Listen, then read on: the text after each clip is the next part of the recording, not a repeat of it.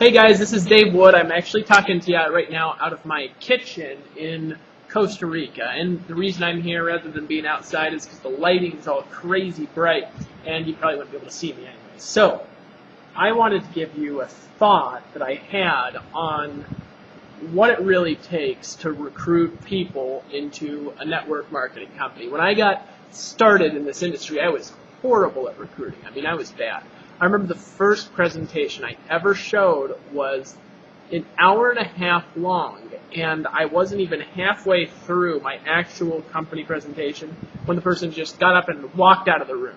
It was a one-on-one. I was sitting down in a Denny's with a lady that I had ran into at a car dealership where the only reason I was there was to meet people to try to recruit them into Amway. Didn't work very well. 3.5 years later, I had a total of 16 people in my entire team, and I still couldn't recruit well. So I jumped on a new deal, then I jumped on a new deal, and then finally I decided the third company I was in, I said, the first company, there was other people succeeding. In Amway, there's still people succeeding. The second company, there had people breaking ranks and making $5-10 grand a month like crazy. And the third company was pre-launch, and I still couldn't recruit people into the thing. So I looked at it and I said, you know what?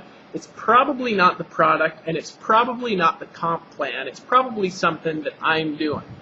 And I started to learn some skills. What happened is I started to be able to really consistently recruit 2, 3, 4 people a month just by following some simple concepts that I'd learned from a real famous network marketing trainer named Randy Gage. Now, here's what happened that totally tore the roof off my mind with recruiting. I was building this team for about 6 months, and I had like 300 or 400 people in it from recruiting a few people a month, doing home meetings and whatnot. And I got together with my old martial arts instructor, who was the principal of my high school growing up. He taught college, and I said, you got to take a look at this company. He bought the products because of me. And he got so excited about these products, he called me up one day. He said, Dave, I'm ready to do this thing. Now, this guy, everyone knew him. Everyone liked him. He was a successful business owner. He said, I'm doing a meeting, Dave, in 2 days. I said, okay. He invited 20 people over. 20 people showed up. 19 of them joined. We did $10,000 in sales in like 45 minutes. We didn't even do a presentation. We just played a company DVD. Now, I had done lots of presentations. I'd played lots of DVDs. I'd handed out lots of messages. But I was only recruiting 2 to 4 a month. And kind of eking to get by, but here's what happened. This group of 19 people this guy recruited turned into another 200 people in like a month. So what's the difference? It's not necessarily the presentation. It's not necessarily the company. It's not necessarily what you're doing. What's going to determine your ability to recruit is your influence. As soon as I got that, my world changed. Now, I was building offline then. And now I'm building kind of in a combination of both. But what I learned then applies now to what I'm doing online. Because what gives you the ability to recruit is not how good at selling you are. It's not. It's not how much of a guru you are.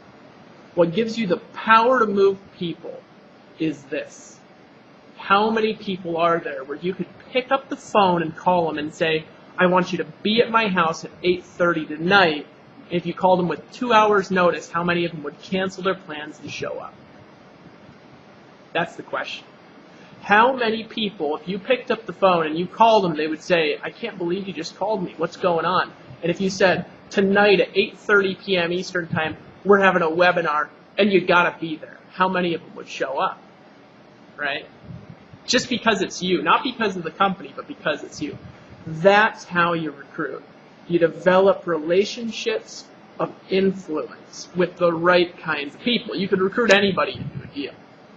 But do you want the college kids? Do you want the people with no money? If you're making $5 an hour, do you want to recruit people who are making $5 an hour?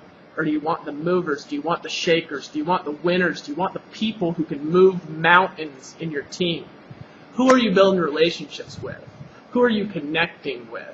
Who are you reaching out and touching? Who are you listening to in your business? It's my thought of the day, my friends. It's beautiful here in Costa Rica. I'm going to run jump in the ocean. You have a great day. It's been my blessing talking to you, and I'll talk to you tomorrow. Bye-bye.